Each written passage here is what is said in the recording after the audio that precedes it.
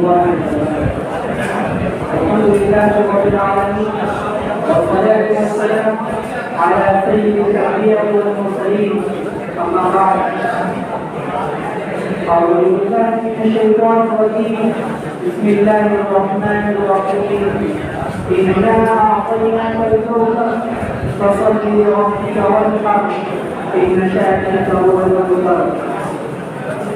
ہم سب کے لیے بڑائی کو تحول کے ساتھ کا موقع ہے کہ قربانی مسائل و فضائل کے عنوان سے ایک اجلاس نامل ہونے جا رہا ہے، جس کے موقع رواں وزیر کارواں جناب حضرت مولانا و مفتی شیخ نیاز احمد صاحب ندوی مدد العالی شیخ الحدیث و صدر مفتی دارالعلوم صدر العلماء لکھنؤ ہیں حضرت صدر کی وفات کا ہفتہ دل سے استقبال کرتے ہیں اور بلا کسی تعمیر کے تلاوت کلمات سے اجلاس کا آغاز کرنے کے لیے دعوت دیتے ہیں ہم برادر محمد صاحب کو تشریف لائیں اور تلاوت کلمات سے ان کے آغاز کرنا ہے.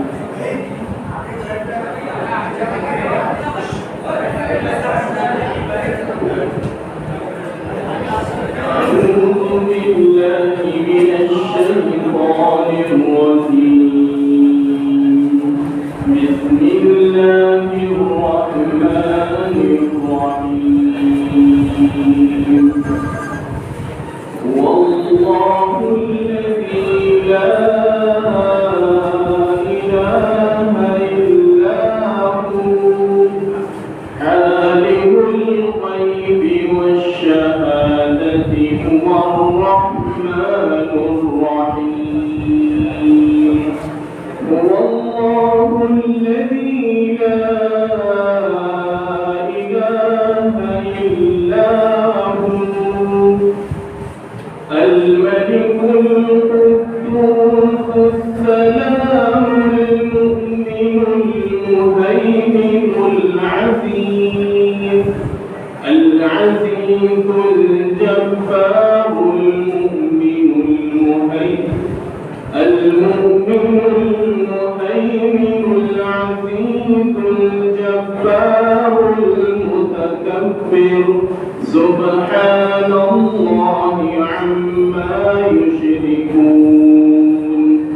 هو الله الخالق البارئ المصور له الأسماء الحسنى يسبح له ما في السماوات والأرض وهو العزيز الحكيم. صدق الله العظيم. ما شاء الله. اللہ آج ہم سب کے لیے انتہائی فرحت و شادمانی کا مقام ہے کہ ہمارے درمیان دارالعلوم ندوی العلماء کے شیخ الحدیث و صدر مفتی جناب حضرت مولانا شیخ نیاز احمد صاحب ندوی دعوت برکاتہ العالیہ تشریف فرما ہے. عید الاضحیٰ کے موقع پر حضرت اپنی بےحد قیمتی معلومات سے ہم طلبہ کو مستفید فرمائیں گے. اب بصدر ادب و احترام ہم حضور والا سے درخواست کرتے ہیں اپنی قیمتی محاضر سے ہم طلبہ کو مستفید فرمائیں.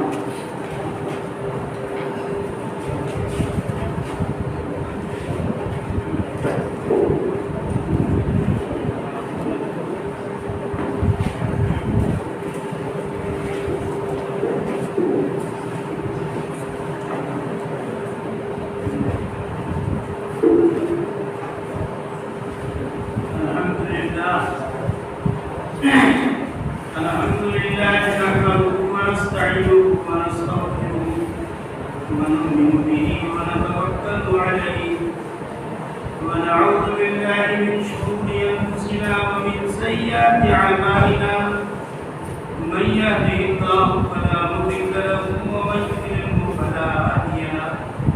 ونشهد ان لا اله الا الله وحده لا شريك له ونشهد أن سيدنا ومولانا محمدا عبده ورسوله صلى الله عليه وعلى آله وأصحابه أجمعين. عزیز طلباء، گزشتہ کل اسی وقت الاصلاح کے ذمہ داران میرے پاس آئے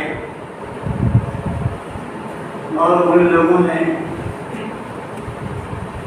اس پروگرام کی بات بتائی. میرے ذہن میں یہی بات آئی کہ طلبا عید الاضحیٰ اور قربانی کے فضائل و مسائل کچھ جاننا چاہتے ہیں, سمجھنا چاہتے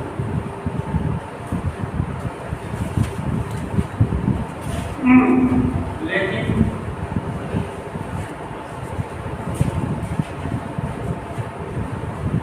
اس حال میں آنے کے بعد قرآن کی نوعیت دیکھ کر یہ اندازہ ہوتا ہے کہ اس قرآن کو حال میں موجود لوگ جتنا سنیں گے شاید اس سے زیادہ باہر کے لوگ سنیں گے. حالانکہ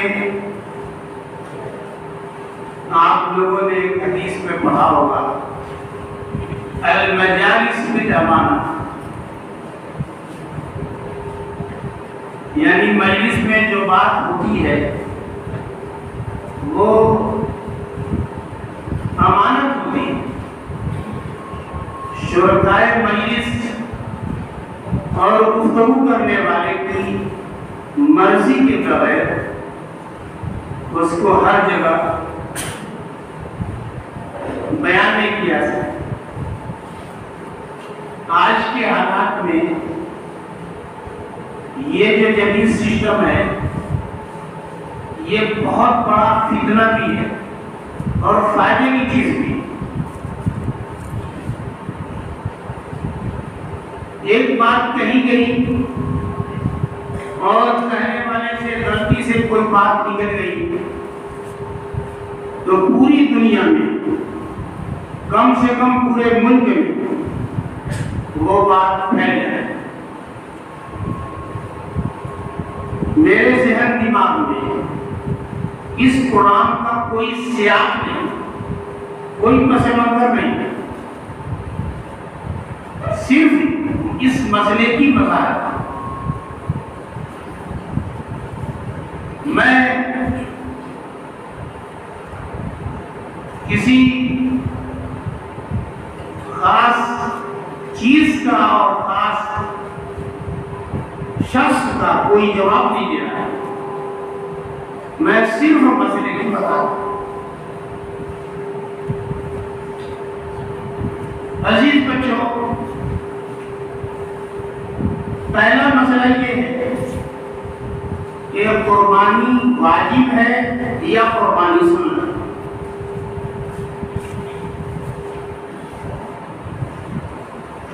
اور اگر قربانی واجب ہے تو کن لوگوں پر واجب ہے. دوسرا مسئلہ یہ ہے کہ قربانی کتنے دنوں تک کی جا سکتی ہے.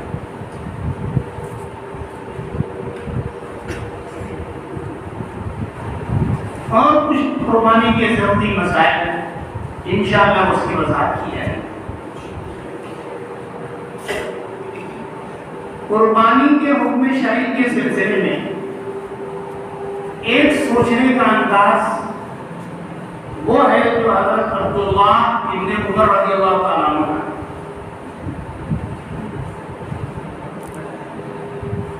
یوں کہ جملہ صحابہ کرام اللہ کے رسول صلی اللہ علیہ وسلم کی ہر سنت سے محبت کرتے تھے, اس پر عمل کرنے کی کوشش کرتے تھے. لیکن حضرت عبداللہ ابن عمر کو اللہ کے رسول صلی اللہ علیہ وسلم کی ہر سنت بہت زیادہ عزیز ہے.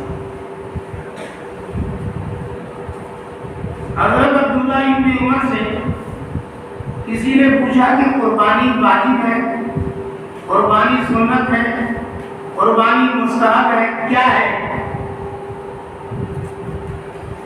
انہوں نے فرمایا کہ قربانی حضرت نے کی، صحابہ نے کی، ہم نے کی۔ اس آدمی نے کہا کہ میں یہ نہیں پوچھ رہا، میں اس کا حکم شرعی پوچھ رہا کہ قربانی واجب ہے، سنت ہے، مستحب ہے، کس درجے کی ضروری ہے؟ تو پھر حضرت عبداللہ ابن عمر رضی اللہ تعالیٰ عنہ نے پھر وہی بات دہرائی کہ قربانی حضرت نے کی، صحابہ نے کی، ہم نے کی۔ کئی بار کے بعد حضرت عبداللہ ابن عمر کہنے لگے کہ پاگل ہو، یہ ضروری اور غیر ضروری، واجب یا سنت کے چکر میں وہ پڑتا ہے جسے کرنے پر تردد ہو۔ میرے لیے جناب رسول اللہ صلی اللہ علیہ وسلم کا ہر عمل عزیز ہے،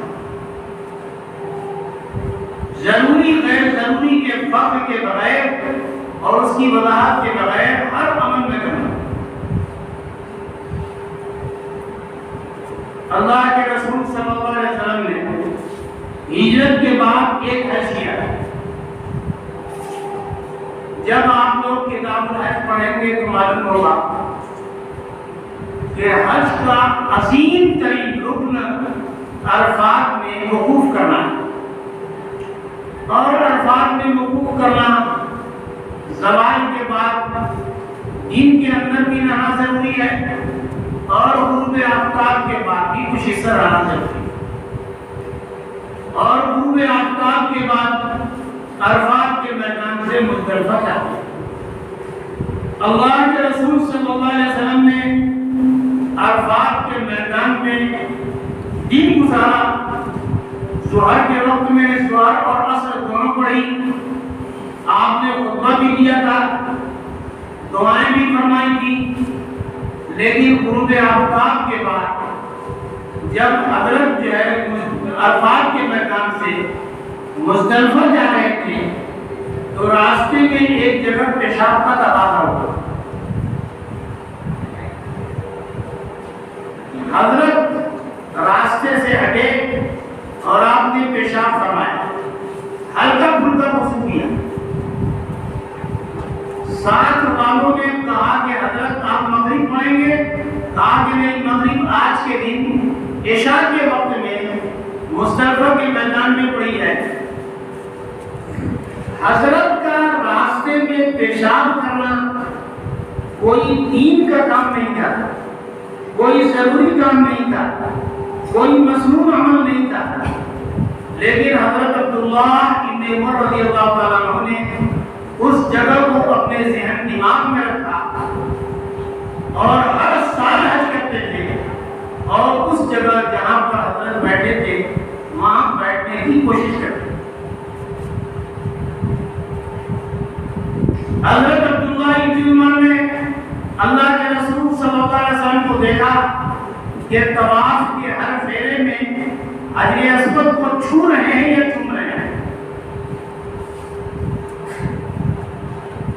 حضرت عبداللہ ابن عمر طواف کے ہر پھیرے میں حجر اسود کو چومتے تھے یا چھوتے تھے؟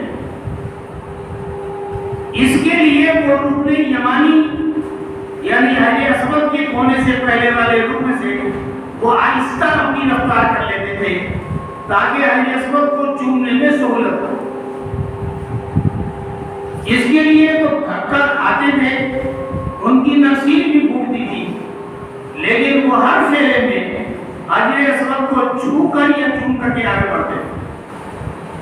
ان کے والد محترم تندرست تھے، اللہ کے رسول صلی اللہ علیہ وسلم نے ان سے کہا تھا کہ تم کسی کو دھکا نہیں دینا، تو وہ تو بہت احتیاط کرتے تھے، لیکن احتیاط کا دوسرا انداز حضرت عبداللہ ابن عمر کا تھا کہ دھکا کھا کر حجر اسود کو چوم کر کے یا چھو کر کے آگے بڑھتے تھے۔ ایک یمن کے آدمی نے حضرت سے پوچھا کہ اگر حجر اسود کے پاس بہت بھیڑ ہو تو مجھے دھکا دے دیا جائے تو، مجھے چھونے نہ دیا جائے تو فرمایا کہ اپنا تم اگر برتن یمن میں رکھو. میں نے اللہ کے رسول صلی اللہ علیہ وسلم کو چومتے ہوئے دیکھا ہے, چھوتے ہوئے دیکھا ہے. میرے لیے یہ ممکن نہیں کہ میں چھوئے یا چھوئے جو ہے آج بڑھا. تو ایک سوچنے کا انداز یہ ہے. دوسری بات وہ یہ ہے کہ آپ جاننا چاہتے ہوں گے کہ قربانی واجب ہے یا سنت. آپ میں سے جن لوگوں نے ہدایہ رابع پڑھی ہے انہوں نے یہ بات پڑھی ہوگی کہ خود فقہ حنفی میں دو مسئلے ہیں, لیکن حنفیوں کا مختلف جو قول ہے اس کے مطابق یعنی اکثر مالکی لوگ, امام اوزاعی رحمۃ اللہ علیہ, امام ابو حنیفہ رحمۃ اللہ علیہ, ان تینوں بزرگوں کے نزدیک قربانی واجب.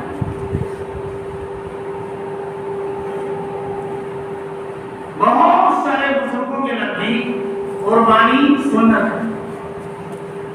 جو لوگ سنت سمجھتے ہیں وہ سنت موقدہ کہتے ہیں, لیکن بہت سارے سنت موقدہ کہنے والے وہ ہیں جن کی یہاں واجب کی اصطلاح نہیں ہے. عام حالتوں میں واجب کی اصطلاح نہیں ہے, یا تو فرض کی اصطلاح ہے یا سنت کی اصطلاح ہے.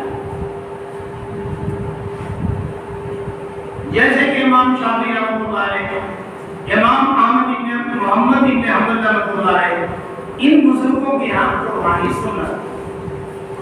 اور جیسا کہ میں نے کہا کہ امام ابو حنیفہ, امام مالک, امام اوزاعی رحمۃ اللہ علیہ کے یہاں قربانی واجب.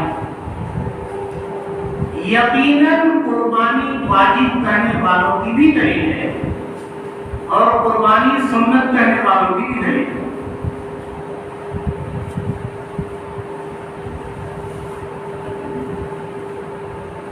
ہدایت میں یہ حدیث موجود ہے اور دیگر بزرگوں نے بھی نقل کیا ہے. حدیث کی بہت ساری کتابوں میں یہ موجود ہے کہ اللہ کے رسول صلی اللہ علیہ وسلم نے فرمایا کہ من وجد الساعۃ ولم یصح فلا یقربن مصابانا. کہ اگر کوئی آدمی قربانی کی وسعت پاتا ہے اور اس کے بعد قربانی نہیں کرے تو اس کو ہمارے عیدگاہ میں نہیں پڑھنا چاہیے, نہیں آنا چاہیے.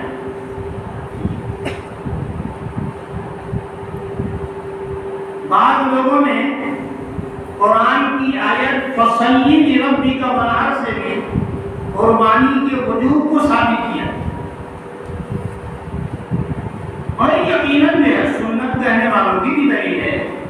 لیکن جو لوگ واجب کہتے ہیں ان کا کہنا یہ ہے کہ جہاں پر سنت و عقیدہ کہا گیا یا سنت کہا گیا وہاں سنت سے مراد سنت اصطلاحی نہیں ہے بلکہ الطریقۃ المسلوکہ فی الدین کے معنی ہے.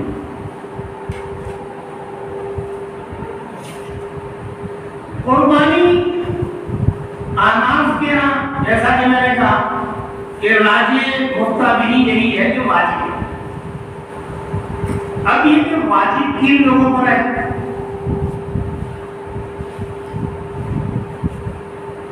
واجب ان لوگوں پر ہے جن لوگوں کے پاس بنیادی ضرورت کے علاوہ 612 گرام چاندی یا 87 گرام سونا یا ان کی مالیت کے بقدر تجارتی سامان یا ان کی مالیت کے بقدر ضرورت سے زائد مال نامی مال غیر نامی موجود ہے. مال غیر نامی کا مطلب یہ ہے کہ ہمارے گھر میں ہر کمرے میں ایک فریج موجود ہے.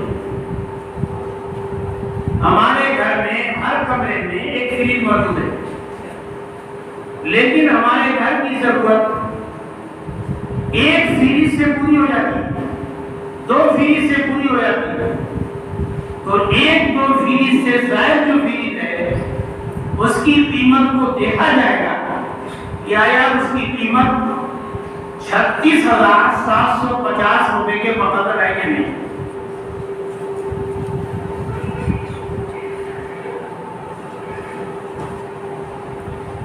कोई भी घरेलू सामान भी जरूरत से ज्यादा है तो इसी सूरत में उसकी मालियत का हिसाब किया जाएगा। जरूरत से ज्यादा जो सामान है, अगरचे वो तजारती नहीं है, माले नामी नहीं है, मोटरसाइकिल या 4 पहिए की गाड़ी जो जरूरत की है उसका तो हिसाब नहीं होना, लेकिन जो जरूरत से ज्यादा फैशन के तौर पर वैसी रखी है तो इसी सूरत में उसका हिसाब किया जाएगा। और 36,750 रुपए के मुकद्दर अगर आपका जरूरत से ज्यादा सामान होता है तो आपके ऊपर कुर्बानी वाजिब।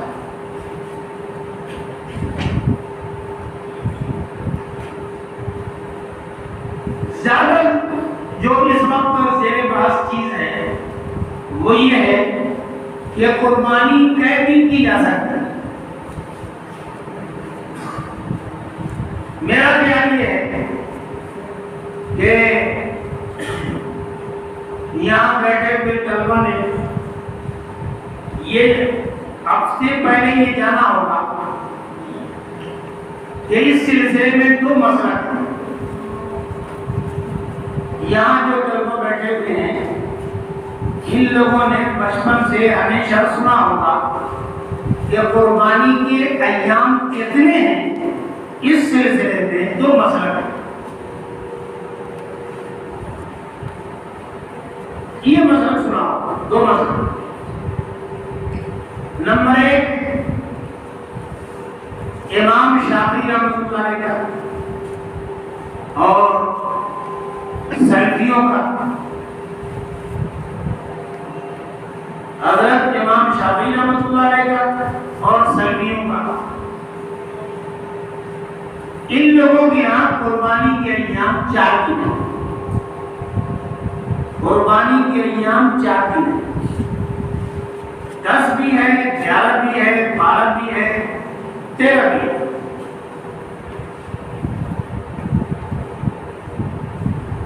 दूसरा मसला है इमाम अबू हनीफा रहमतुल्लाह अलैह का, इमाम मालिक रहमतुल्लाह अलैह का, इमाम अहमद इब्न मोहम्मद इब्न हंबल रहमतुल्लाह अलैह का। इन बुजुर्गों के नजदीक कुर्बानी सिर्फ 3 दिन हो सकती है, 3 दिन से ज्यादा नहीं हो सकती। ये तो चीज मशहूर है।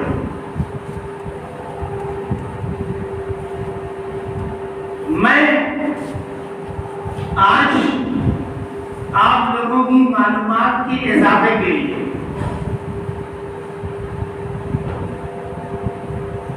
मजीद 3 मसला को बताता हूं।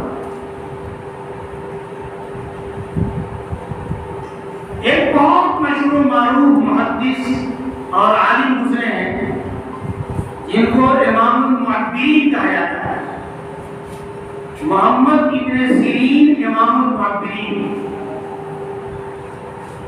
उनका कहना यह है कि कुर्बानी सिर्फ 1 दिन हो सकती है, 1 दिन से ज्यादा कुर्बानी हो ही नहीं सकती। एक बहुत बड़े ताबी गुजरे हैं हजरत सईद इब्न जुबैर। वो कहते हैं कि शहर के अंदर कुर्बानी सिर्फ 1 दिन हो सकती है और देहात में कुर्बानी 3 या 4 दिन हो सकती है।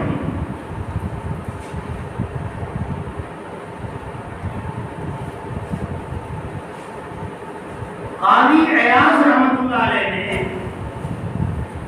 असहाबे ज़वाहिद व कुछ गुमनाम उलमा के हवाले से ये बात लिखी है कि वो इस बात के कायल थे जिनकी फिक्र नहीं चली, जिनका नाम नहीं है, गुमनाम उलमा है, जिनके यहाँ कुर्बानी मुहर्रम का चांद देखने तक हो सकती है।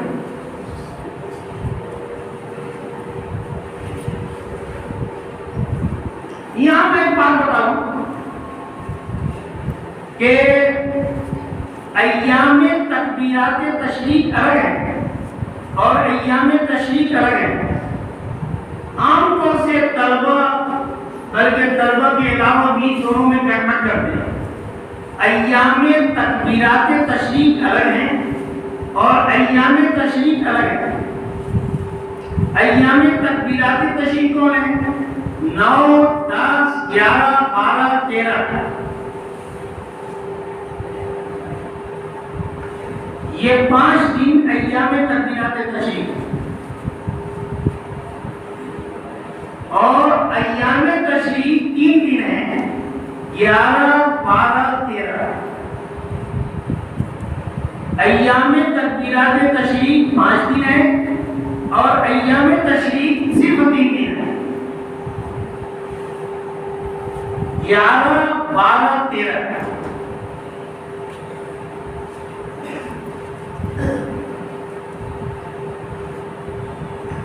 یہاں پر جو ایام تشریق ہیں یہ تشریق مانے گوشت کو دھوپ میں سکھانا.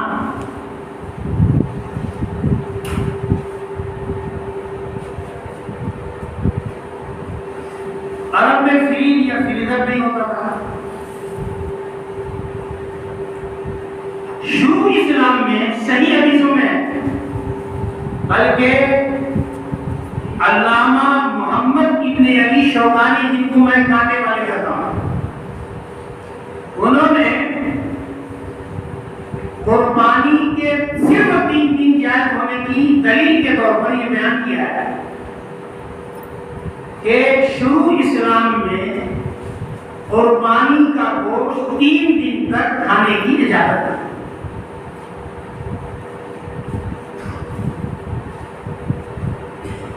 اس لیے کہ خوشحالی نہیں تھی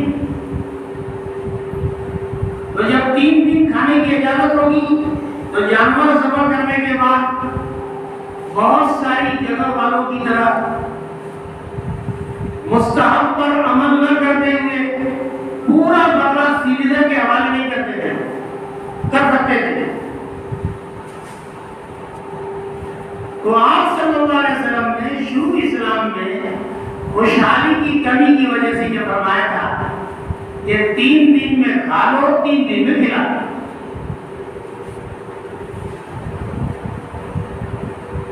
لیکن جب خوشحالی آئی تو حضرت نے یہ حکم منسوخ کر دیا بعد کے حکم سے اور فرمایا کہ اب جو ہے قربانی 3 دن کے بعد بھی آپ استعمال کر سکتے ہیں.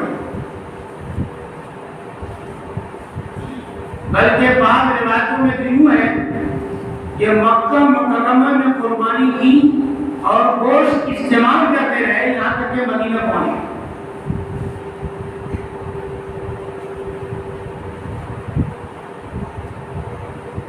تو بہرحال میں یہ کہنا چاہتا تھا کہ قربانی کے تعلق سے یہ 5 مسلک ہیں. 2 مسلک بہت مشہور ہے. مسلک نمبر 1 3 بزرگوں کا امام ابو حنیفہ امام مالک امام احمد بن حنبل اور چند صحابہ حضرت عمر حضرت علی کرم اللہ وجہہ حضرت عبداللہ ابن عمر حضرت انس بن مالک حضرت عبداللہ ابن عباس. ان تمام بزرگوں کے فتاوے موجود ہیں کہ قربانی 3 دن ہو سکتے ہیں. آپ لوگ اصول حدیث میں پڑھیں گے کہ اگر صحابی دین کے کسی ایسے مسئلے پر روشنی ڈالتا ہے جو مسئلہ عقلی نہیں ہے قیاسی نہیں ہے تو بظاہر یہ ہے کہ کوئی صحابی حضرت کی اطلاع و خبر کے بغیر کوئی فتویٰ نہیں دے سکتے. اور ظاہر ہے کہ قربانی کے ایام اور دینوں کا مسئلہ ایک نہایت اہم دینی مسئلہ ہے. اگر ان بزرگوں کے فتاوی موجود ہیں کہ قربانی کیا ہے 3 دن تک ہو سکتی ہے تو گویا حدیث مرفوع بھی موجود ہے. یقیناً ایک حدیث میں ہے کہ ایام التشریق کلھا ایام ذبح، ایام التشریق کلھا ایام ذبح۔ بہت سارے طلبہ یہ سمجھتے ہیں کہ اس کا ہم جواب دے لیتے ہیں ان کو کہ جب ایام التشریق میں تمام دنوں میں قربانی کر سکتے ہیں تو شاید 9 کو بھی کر سکتے ہیں، 9 ایام تشریق نہیں۔ فقہ میں لکھا ہوا ہے کہ 10 تاریخ کو یوم النحر کہا جاتا ہے، 11 12 یوم نحر بھی ہے اور یوم تشریق بھی ہے، اور 13 صرف یوم تشریق ہے، یوم نحر نہیں۔ تو بہرحال یہ جو 2 اہم مسئلے ہیں، ان مسئلوں پر یہ سمجھنا چاہیے کہ دین کے مسئلے میں ہم سنجیدہ نہیں۔ اب دیکھیے یقیناً حدیث میں موجود ہے کہ افضلھا اولھا، اگرچہ قربانی 3 دن جائز ہے اور 3 دن قربانی ہو سکتی ہے، لیکن افضل ترین دن کیا ہے؟ پہلا دن۔ اسی وجہ سے ہمارے ہندوستان میں بعض علاقوں کے سلفی بھائی سلفی ہونے کے باوجود وہ 4 دن کیا 3 دن کیا وہ ایک ہی دن قربانی ہے۔ وہ کہتے ہیں کہ 3 دن 4 دن قربانی جائز ہے، لیکن ضروری تو نہیں ہے، اور افضل یعنی زیادہ ثواب ملتا ہے پہلے دن والے قربانی میں، اس لیے پہلے دن کر سکتے۔ اچھا بہت سارے سلفی ایسا سمجھتے ہیں کہ شاید پہلے دن سنت ہے، دوسرے دن سنت ہے، تیسرے دن سنت ہے، چوتھے دن فرض ہے۔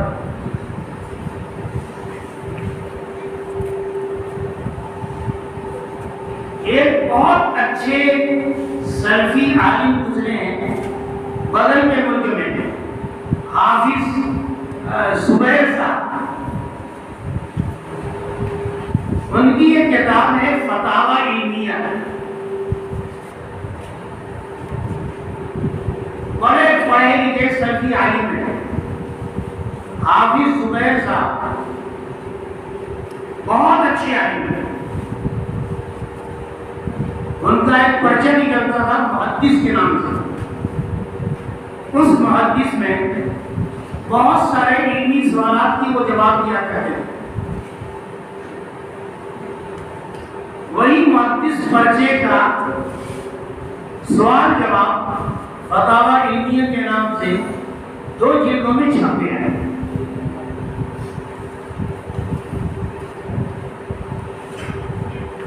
دوسری جلد کے صفحہ 175 پر 5 صفحے میں انہوں نے پوری بحث کی ہے 3 اور 4 کے بارے میں، ایک کے بارے میں نہیں بحث کی انہوں نے،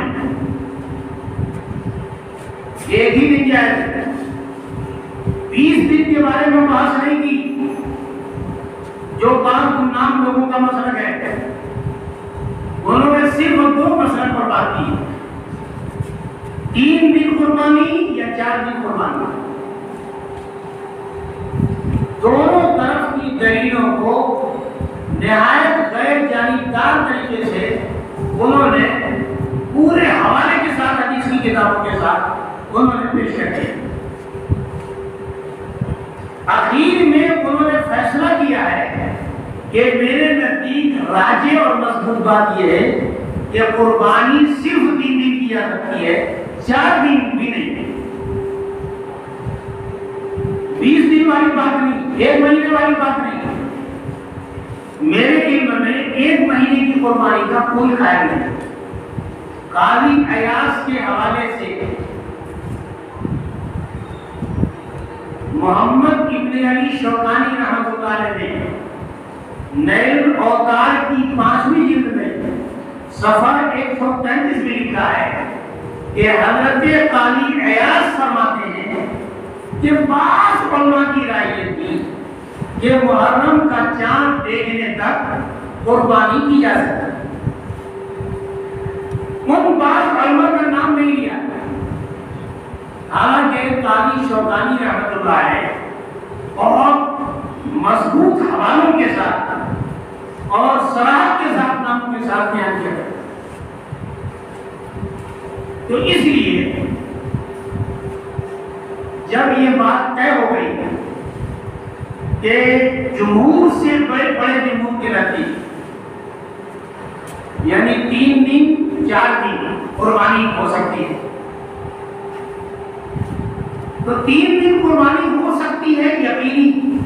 چوتھے دن میں بعض لوگ کہتے ہیں کہ ہو سکتی ہے، بعض لوگ کہتے ہیں نہیں. جو لوگ اس مسلک کے ماننے والے ہیں چوتھے دن میں قربانی کر لیں، لیکن جو 3 دن کے قائل ہیں ان کو صرف 3 دن قربانی کرنا چاہیے. عزیز بچوں، قربانی کے مسئلے میں ایک بہت بنیادی چیز اور بھی ہے. بعض مرتبہ قربانی ہوتی ہے تو قربانی کا جانور کہیں ہوتا ہے اور قربانی کرنے والا کہیں اور ہوتا ہے.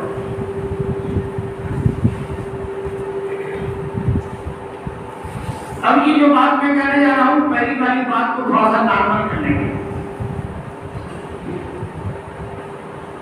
بعض مرتبہ قربانی کا جانور کہیں اور ہوتا ہے اور قربانی کرنے والا کہیں اور ہوتا ہے.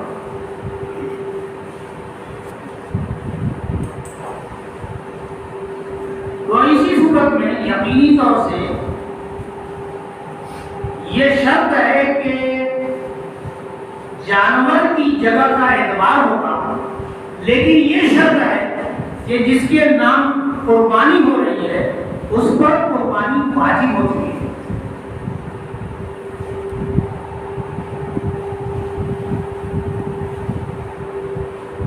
میں یہ بتانا چاہتا ہوں کہ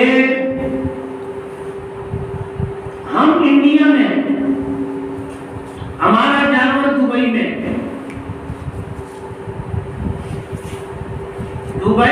10 ذی ہو چکی. جانور کے اعتبار سے قربانی کرنے کا ٹائم ہو چکا، لیکن چونکہ ہم انڈیا میں ہیں اور انڈیا میں 9 تاریخ ہے تو ابھی ہم پر قربانی واجب ہی نہیں ہے. تو جب ہماری اوپر قربانی واجب نہیں ہوئی ہے تو 9 تاریخ کو انڈیا میں ہمارے رہتے ہوئے دبئی میں اگر ہمارا جانور ہمارا بیٹا کر رہا ہے تو ہماری قربانی نہیں.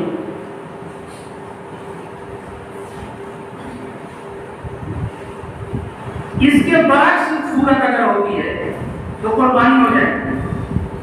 برعکس کا مطلب یہ ہے کہ بچہ دبئی میں موجود ہے، جانور انڈیا میں موجود ہے، انڈیا میں 12 تاریخ ہے، قربانی کا دن موجود ہے، اور دبئی میں 13 تاریخ موجود ہے. دبئی میں قربانی نہیں ہو سکتی اس لیے کہ 13 تاریخ ہے، لیکن چونکہ دبئی میں رہنے والا بیٹا 10 11 12 گزار چکا ہے، ہو چکا ہے، اس کا قربانی اس پر واجب ہو چکی ہے. تو قربانی واجب ہو چکی، جانور انڈیا میں موجود ہے اور انڈیا میں ابھی 12 ذی الحجہ موجود ہے، اس لیے بلا تکلف قربانی ہو سکتی. اس میں کوئی اشکال نہیں.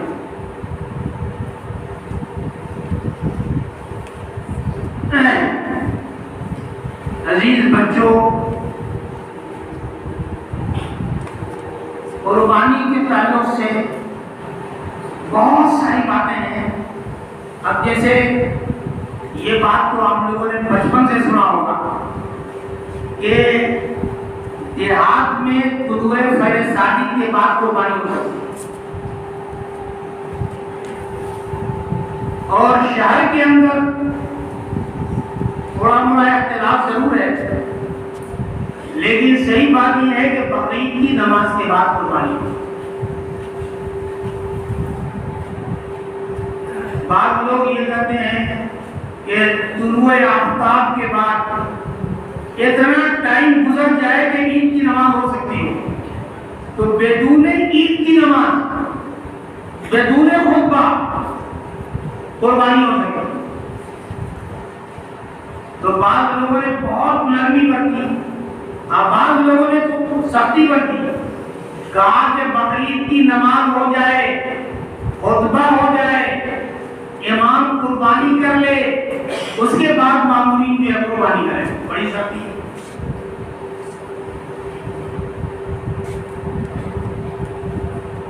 اگر کسی وجہ سے شہر کے اندر بقرعید کی نماز ہی نہیں ہو پا رہی ہے کسی وجہ سے، تو اسی صورت میں پہلے دن قربانی زوال کے بعد کی جا سکتی ہے۔ قربانی کے جو مسائل ہیں، فضیلت تو میں نے بتایا ہی ہے۔ اگر میں ایک حدیث اور بھی آپ لوگوں نے پڑھی ہوگی کہ من اراد منکم ان یضحی، من اراد منکم ان یضحی، عام طور سے لوگوں نے اس سے یہ سمجھا کہ شاید یہ قربانی واجب نہیں، سنت ہے اور ضروری نہیں ہے۔ اصل میں اس حدیث کا یہ پہلو زیادہ زیر بحث نہیں ہے، دوسرا والا پہلو ہے کہ اگر آپ پر قربانی واجب ہے اور آپ کے نام سے قربانی ہونی ہے، تو اسی صورت میں اللہ حکم آپ سے متعلق، اور وہ حکم یہ ہے کہ آپ چاند دیکھنے کے بعد 10 تاریخ تک آپ اپنا کوئی بال نہیں کاٹیں گے، ناخن نہیں کاٹیں گے۔ اس حدیث میں اصل میرے پہلو وہ دوسرا ہے کیا کہ جن کے نام قربانی ہونی ہر آدمی کے لیے ضروری نہیں، بلکہ ان لوگوں کے لیے مستحب ہے، واجب نہیں، فرض نہیں، سنت نہیں، بلکہ صرف مستحب ہے۔ جن کے لیے مستحب ہے ان کے لیے جن کے نام سے قربانی ہوگی، ان کو ذی الحجہ کا چاند دیکھنے کے بعد بال نہیں کاٹنا ہے، ناخن نہیں کاٹنا ہے۔ لیکن اس میں بھی تفصیل ہے کہ اگر جو ہے یعنی بعض غیر ضروری بال مدت زیادہ ہو چکی ہو، تو ایسی صورت میں یعنی مستحب کو چھوڑ کر کے آپ اس ضروری عمل کو انجام دیں گے اور بال کو کاٹیں گے۔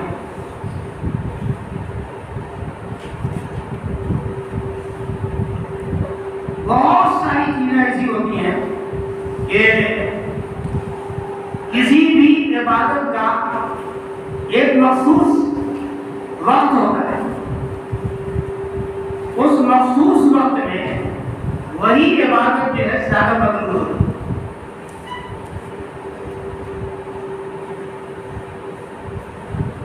جیسے تلاوت آپ کسی وقت نہیں کر سکتے،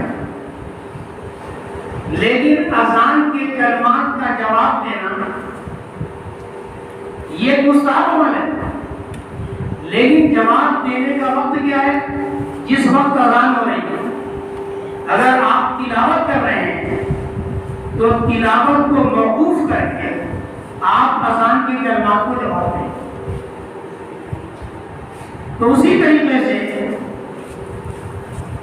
3 دنوں میں حدیث میں آتا ہے کہ بقرعید کے 3 دنوں میں اللہ رب العزت کو سب سے محبوب جو عمل ہے وہ کیا ہے؟ قربانی کرنا۔ عزیز بچوں، ایک بات جو ہے وہ جدید تعلیم یافتہ طبقے کی طرف سے ہر بقرعید کے موقع پر نام نہاد دانش مندی کے نام پر پیش کی جاتی ہے۔ وہ یہ پیش کی جاتی ہے کہ 3 دن میں یا 4 دن میں اتنے جانوروں کو ذبح کرنے کا فائدہ کیا ہے؟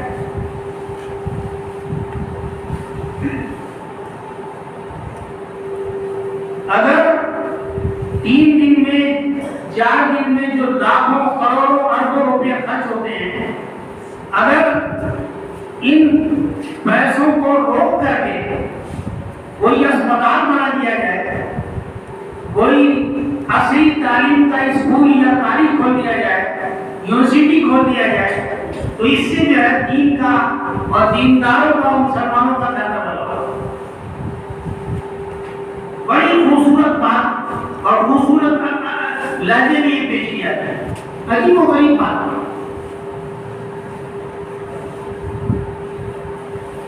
قربانی میں اکثر جگہوں پر لوگ کتنا خرچہ کرتے ہیں؟ ایک گھر میں جیسے کہ مثال کے طور پر امام مالک رحمۃ اللہ علیہ کے یہاں کچن پیچھے قربانی، یعنی ایک کچن کی طرف سے ایک قربانی۔ امام مالک رحمۃ اللہ علیہ کے یہاں فی نفر ایک جانور نہیں ہے، بلکہ فی کچن ایک جانور ہے۔ اگر ایک کچن میں، ایک گھر میں 2-4 فیملی رہتی ہے، 2-4 لوگ رہتے ہیں اور سب صاحب نصاب ہیں، تو امام مالک رحمۃ اللہ علیہ کے یہاں ایک جانور پورے گھر والوں کی طرف سے کافی ہو جاتا ہے۔ لیکن امام مالک رحمۃ اللہ علیہ اس میں متفرد ہیں۔ وہ کہتے ہیں کہ حدیث میں ہے علی کل اہل بیت فی کل یوم اضحیٰ، ہر گھر والوں پر سال میں ایک بار ایک جانور ذبح کرنا ہے۔ ہدایت جن لوگوں نے پڑھا ہے وہ پڑھے ہوں گے کہ ہدایت کے مصنف کہتے ہیں کہ اس حدیث کا مطلب ہے کہ ہر گھر کے ہر فرد کی طرف سے ہے ہی نہیں قربانی، گھر کے قیم پر، گھر کے سرپرست پر، گھر کے مالک پر قربانی واجب ہے، ہر فرد پر قربانی واجب نہیں ہے، یہ مطلب بھی نہیں ہے۔ تو میں یہ کہنا چاہتا ہوں کہ امام مالک رحمۃ اللہ علیہ کے قربانی بہت مختصر ہے، کچن پیچھے قربانی، اور ہمارے یہاں ہر صاحب نصاب پر قربانی واجب ہے۔ اگر تمام بچوں کے پاس اگر نصاب کے بقدر پیسہ ہے، وہ الگ مالک نے باقاعدہ، تو ہر بچے کو کرنا پڑے گا۔ اگر آپ کی بیگم بھی نصاب کے بقدر کی مالک ہے تو اسی صورت میں اس پر بھی قربانی واجب ہوگی۔ لیکن بات آ رہی ہے کہ قربانی میں کتنا پیسہ خرچ ہوتا ہے۔ لکھنؤ شہر میں بڑے سے بڑے گھر میں ایک بکرا خرچ ہوتا ہے، زیادہ سے زیادہ بزرگ کے لیے لوگ 2500 میں حصہ لے لیتے ہیں، کتنا پیسہ خرچ ہوتا ہے۔ لیکن شادی بیاہ ہوتی ہے، غریب سے غریب آدمی کی شادی ہوتی ہے تو 3 لاکھ 5 لاکھ 10 لاکھ 20 لاکھ، اور آپ جانتے ہیں کہ کتنے لوگ ایسے ہندوستان میں ہیں وہ کروڑ 16 کروڑ خرچ کرتے ہیں ایک بچی کی شادی۔ اسلام نے تو شادی کو آسان بنانے کی ہدایت دی ہے، چاہے لڑکا ہو یا لڑکی ہو، دونوں کی شادی کو نہایت آسان بنانے کی ہدایت دی ہے۔ لیکن شادی کے تعلق سے اس کو سادہ کرنے پر کوئی بات نہیں، کوئی بھی نہیں۔ جو بات کرتے ہیں وہ بھی جو ہے شادی میں بہت فضول خرچی کرتے ہیں۔ لیکن قربانی کے مسئلے میں یہ بہت زیادہ تکلیف پیش کیا ہے۔ حالانکہ آپ دیکھیں کہ قربانی سے کتنے لوگوں کے روزگار جڑے ہوئے ہیں، قربانی کے ذریعے سے بہت سارے لوگوں کے روزگار جڑے ہوئے ہیں۔ کتنے لوگ سال بھر بکرا پالتے ہیں اور ان کا جو ہے معاش کا ذریعہ ہے، کتنے لوگ پودا پالتے ہیں وہ ان کے معاش کا ذریعہ ہے، کتنے چکوے اور کسائی اس معاش کے اس کاروبار سے جڑے ہوئے ہیں۔ تو یہ قربانی کا مسئلہ یہ بہت اچھے یعنی مسلمانوں کے معاش سے بھی جڑا ہوا مسئلہ ہے، اس میں صرف پیسے ضائع نہیں ہوتے۔ اور 3 دن میں 4 دن میں قربانی کرنے کے نتیجے میں بہت سارے غریب جو سال بھر بکرے کا گوشت کھانے سے محروم رہتے ہیں، اللہ رب العزت اپنے فضل و کرم سے ان 3 دن میں 4 دن میں سال بھر میں بکرے کا گوشت سے جو لوگ محروم رہتے ہیں وہ 3 دن 4 دن میں کھا لیتے ہیں۔ اچھا ایک بات اور بھی بتاؤ، یہ کہنا تصور کرنا کہ 3 دن 4 دن میں قربانی ہوتی ہے، گوشت ضائع ہوتا ہے، کافن ضائع نہیں ہوتا۔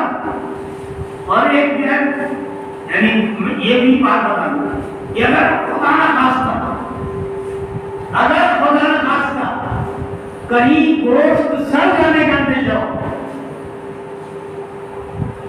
تو پھینکنے کے قابو نہیں ہے۔ اگر جو ہے کہیں پر گوشت کھانے کی کوئی شکل نہیں ہے، کچھ بھی شکل نہیں ہے، تو پھینکنے کے مقابلے میں یہ ہو سکتا ہے کہ آپ اس کو یعنی کسی کو قیمتاً دے دیں اور اس قیمت کو کسی مستحق اور ضرورت مند کو دے دیں۔ اس گوشت کو ضائع کرنے کا کہیں حکم نہیں ہے، ان کی اجازت نہیں، حکم نہیں ہے کہ اجازت نہیں ہے۔ تو اس لیے یہ بھی ایک بہت بڑا فتنہ ہے اور نہایت غلط سوچ ہے کہ صرف دین کے کاموں کے سلسلے میں یہ چیز ہوتی ہے۔ اچھا ذہن میں رہے کہ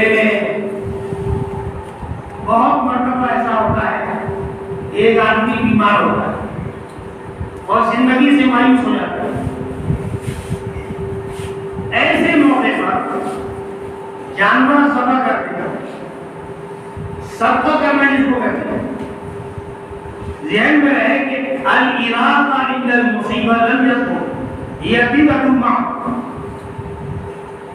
اس موقع پر آپ کو کہنا چاہیے کہ جانور ذبح نہ کرو، آپ جو ہے نقد جو قیمت ہے صدقے کی جو بھی آپ کو کرنا ہے، آپ جو کیا کر سکتے ہیں، آپ کسی غریب ضرورت مند کو دے سکتے ہیں۔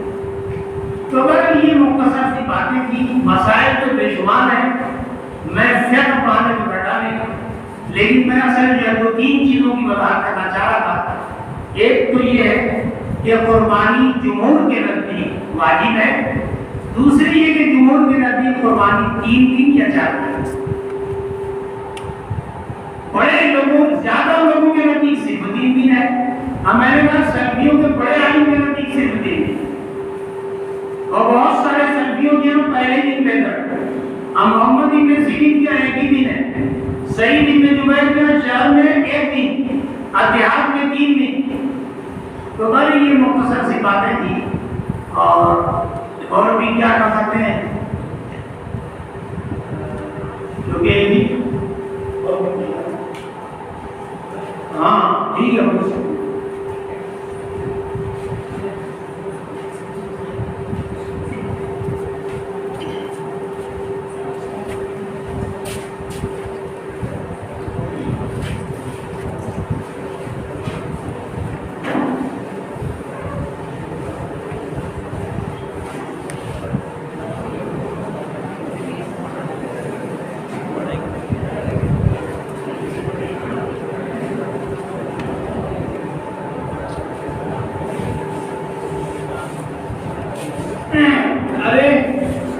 صاحب نے یہ سوال کیا ہے کہ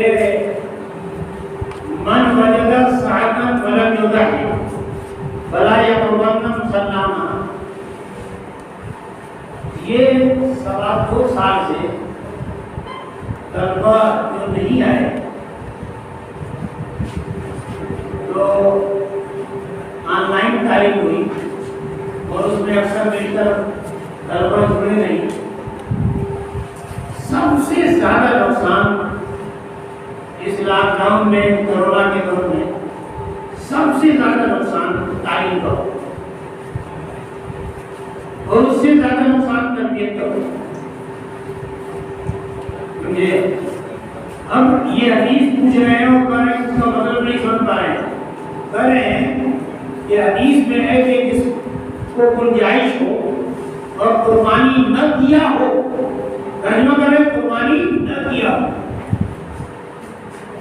جس آدمی کے پاس خوشحالی ہے، صاحب نصاب ہے، قربانی واجب ہے، پھر بھی قربانی نہ کر سکا ہو، ماضی میں نہ کر سکا ہو، یعنی نماز میں آنے سے پہلے نہ کر سکا ہو، تو اس کو جو ہے مسلے میں نہیں آنا، نہیں یہ مطلب نہیں۔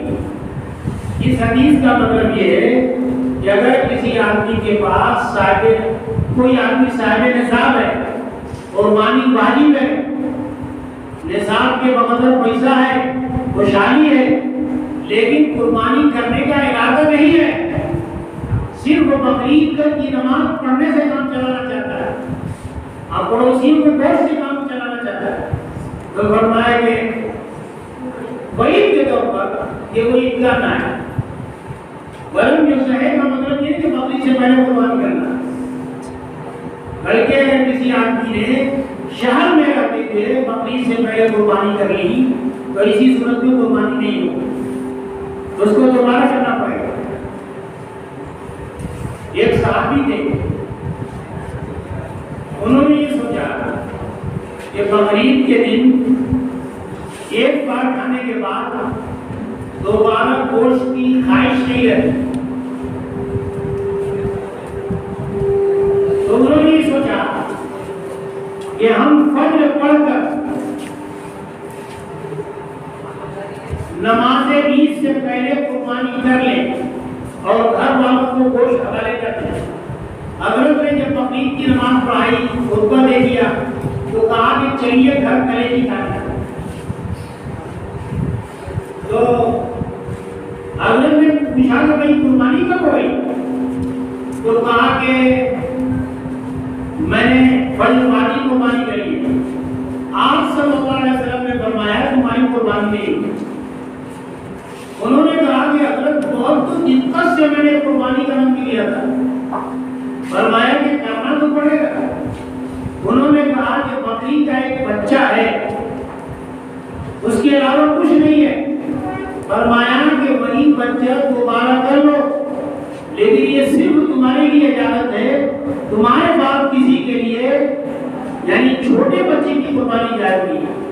اگر کسی آدمی نے بقرعید کی نماز سے پہلے کر لیا تو بقرعید کے بعد اس کو نماز کے بعد اس کو یک سالہ بقرے کی قربانی کرنی پڑے گی۔ آپ جانتے ہیں کہ بھئی بکرے کے اندر یک سالہ ہونا چاہیے، 2 دانت کا ہونا یہ علامت ہے، ضروری نہیں ہے، شرط نہیں۔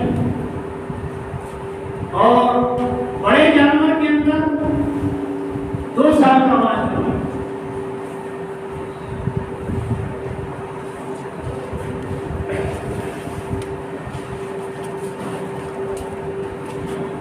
یہ کر رہے ہیں، کسی صاحب نے ایک حدیث نقل کی ہے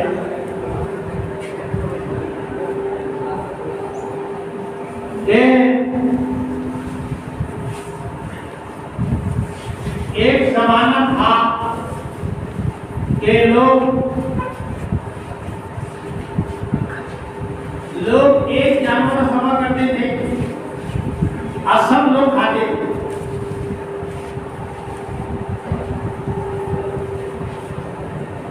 لیکن بعد میں لوگ دکھلاوے کے لیے، فخر کے لیے، ایک دوسرے سے آگے بڑھنے کے لیے قربانی کرنے لگے بہت زیادہ۔ اس کا جواب یہ ہے کہ وہ لوگ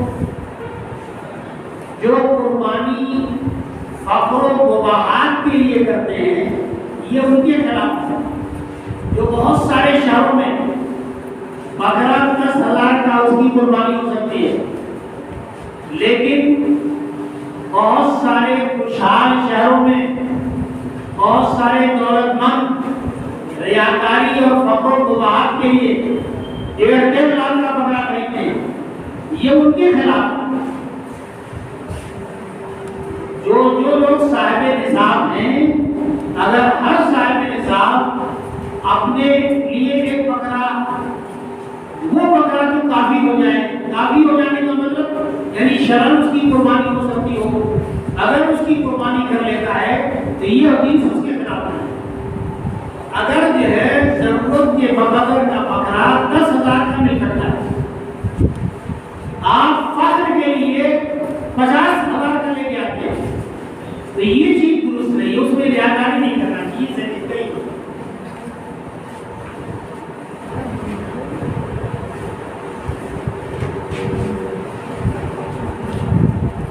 دیکھیے یہ جو ہے، یہ کسی صاحب نے پوچھا ہے کہ حنفی شافعی کے حوالے جانور کر دیں، حنفی شافعی کے حوالے اپنے جانور کر دیں، اور شافعی جو ہے اس کی قربانی خراب کرنے کے لیے چوتھے دن کر رہے ہیں، اس کی قربانی ہوگی یا نہیں ہوگی؟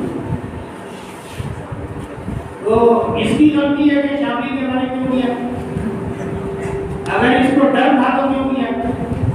اور اس کی غلطی ہے کہ جب یہ حنفی تھا اور اسی مسئلے کو ماننے والا تھا تو کیوں اس نے چوتھے دن کی قربانی کی؟ تو یہ درست نہیں ہوتا نہیں۔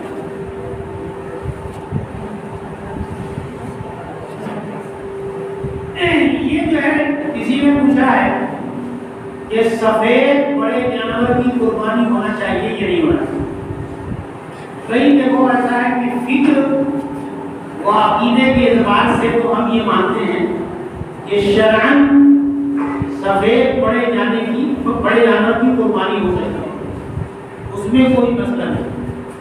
لیکن مسئلہ یہ ہے کہ جب سفید بڑے جانور میں فتنے کا اندیشہ ہے، ماحول خراب ہونے کا اندیشہ ہے، فساد کا ڈر ہے، اور یہ کہ ہمارے برادران وطن کو تکلیف بھی ہوتی ہے اور اللہ رب العزت نے اس کا بدل بھی رکھا ہے، تو اسی صورت میں آپ کو اس سے بچنا ہی چاہیے۔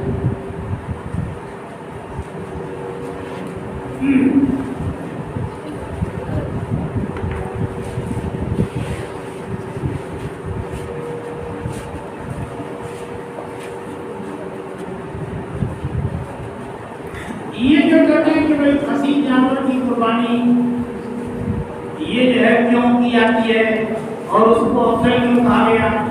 اصل میں حدیث میں ہے کہ صح رسول اللہ صلی اللہ علیہ وسلم کب شین حمل ہے موجود ہے۔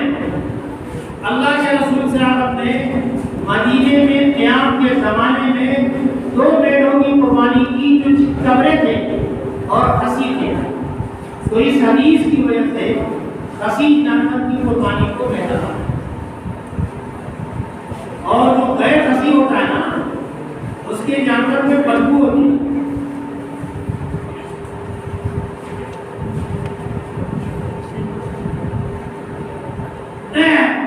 کہتے ہیں کہ کسی پر قربانی واجب نہیں ہے، قربانی کرنے کا ارادہ کرے تو کر لے، اس میں کیا ہے؟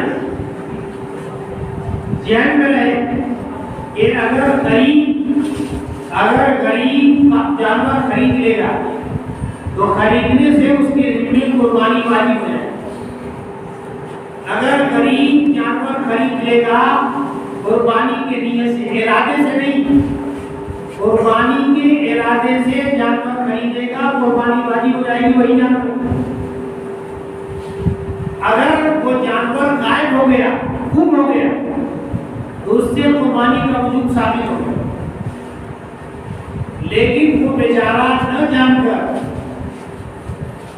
ایک اور جانور خرید لائے اور لانے کے بعد پہلا والا جانور بھی مل گیا، تو اسی صورت میں اس بیچارے پر دونوں جانور کی قربانی کرے۔ اگر یہی حال مالدار کے ساتھ ہو تو مالدار کے لیے کسی ایک جانور کی قربانی واجب ہے اور غریب کے لیے دونوں جانور کی قربانی کرتی ہے۔ دیکھیے ایسا ہے کہ حج میں حج کی جانتے ہیں کہ 3 قسمیں ہوتی ہیں، ایک حج قران، ایک حج تمتع، ایک حج افراد۔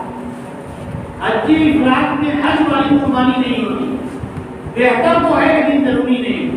حج قران اور حج تمتع میں حج کی ایک قربانی ہوتی ہے جو حنفیوں کے یہاں دم شکر ہے اور شافعیوں کے یہاں دم جبر ہے۔ دم جمع کا مطلب غریب کھائیں گے، دم شکر کا مطلب سب لوگ کھائیں گے۔ تو بات یہ ہے کہ ایک ان کی بقرعید کی قربانی ہوتی ہے۔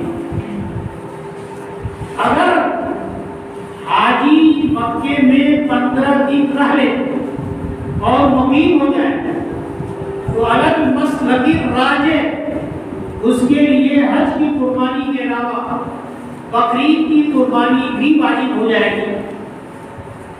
وہ قربانی مکے میں بھی کر سکتا ہے اور اپنے وطن میں بھی کر سکتا ہے۔ ایک کتاب ہے ارشاد الساری حج کے مسائل، اس میں لکھا ہوا ہے کہ بعض علماء کے لیے حاجی کے لیے جیسے بقرعید کی نماز کو معاف رکھا گیا ہے اسی طریقے سے قربانی کو بھی معاف رکھا گیا ہے۔ تو اس مسلک کے اعتبار سے یعنی انفیوں میں بعض لوگ ہیں جن کے نزدیک مقیم غیر مسافر حاجی کے لیے بھی بقرعید کی قربانی واجب نہیں، لیکن حج والی قربانی کو معاف ہے، اور بقرعید والی قربانی وہاں بھی کر سکتا ہے اور وہاں نہیں بھی یہاں کر سکتا ہے۔ ویسے کوئی دام میں قیمت میں کوئی بہت فرق نہیں۔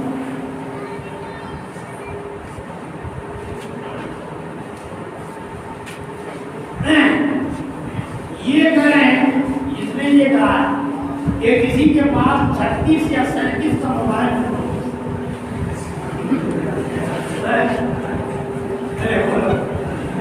یہ استعمال کے لیے اگر ہے تو ٹھیک ہے، ہو جانے دو، بہتر ہے۔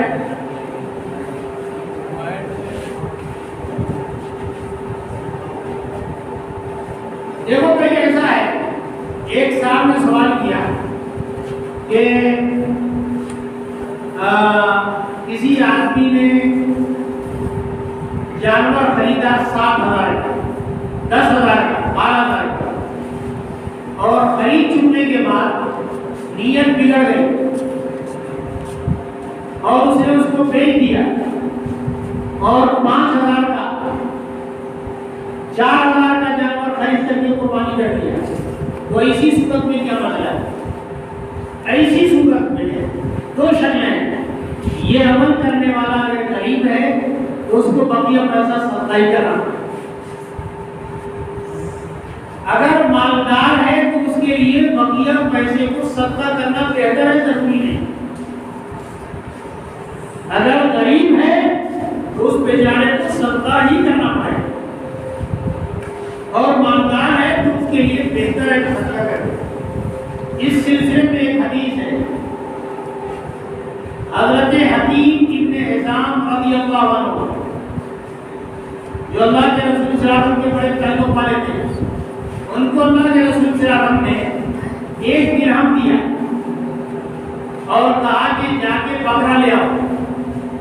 انہوں نے بکرا خریدا، لے کر کے آ رہے تھے، کسی صاحب نے ان سے 2 درہم میں خرید لیا، انہوں نے بیچ بھی دیا۔ اب 2 درہم ہو گیا تو پھر دوبارہ گئے اور 1 درہم کا ایک بکرا لے کے آئے، اور وہ درہم جو 1 درہم حضرت نے دیا تھا وہ بھی واپس لایا۔ آپ صلی اللہ علیہ وسلم نے حضرت حکیم ابن حزام کو برکت کی دعا دی، سمجھداری کی آپ نے، لیکن حضرت نے جانور ذبح کیا اور 1 درہم جو زائد منافع میں مل گیا تھا حضرت نے اس کو جو ہے خیرات کرا دیا، صدقہ کرا دیا۔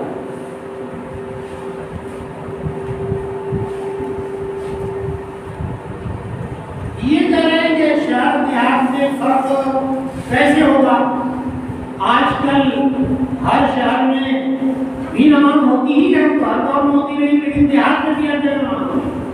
اگر کسی دیہات میں نماز ہوتی ہے، جمعہ ہوتا ہے، عید کی نماز ہوتی ہے، تو عید کی نماز ہونے کے بعد ہی قربانی۔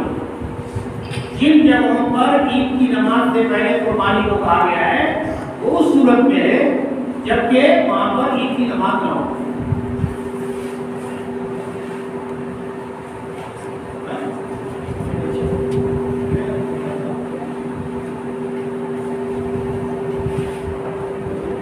اللہ تعالیٰ سے دعا ہو کہ اس اجلاس کو ہم سب کے لیے مفید بنائے، یہ میں صدر عزیز وفات کے ہم بے حد مشکور ممنون ہے کہ آپ نے اپنا قیمتی وقت ہم طلبا کے لیے فارغ کیا اور ہماری معمولی دعوت پر تطبیق کہا.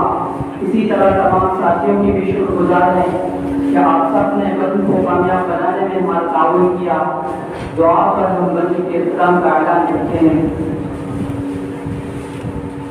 سبحان اللہ و بحمدہ سبحانک اللہم و بحمدک نشہد ان لا الہ الا انت نستغفرک و نتوب الیک.